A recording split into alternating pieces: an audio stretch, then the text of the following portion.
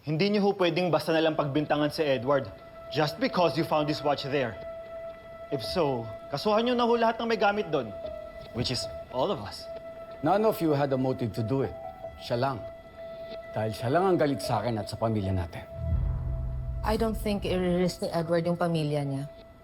Lalo na si Ashley. That's a perfect excuse, isn't it?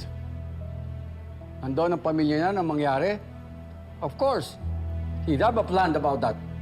That's ridiculous. Dad, hindi magagawa ni Edward yan. Are you really going to fight me on this, Paolo? Yes, Dad. Dahil hindi na ho tama yung ginagawa niyo.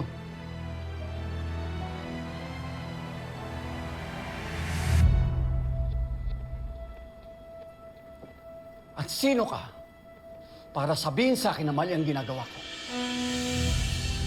Wala kang karapatang kwestiyonin ang mga desisyon ko. At kapatid ko ho si Edward.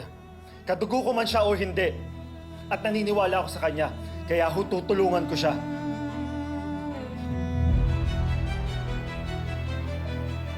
Careful, Paolo. You better shut up now and pick the right side. Kung ayaw mong matulad sa bastardong Edward na yon. No, Dad. You be careful. Iilan na lang ho kaming pamilya niyo. And if you force us to pick sides, Dad, believe me, wala akong matitira sa inyo.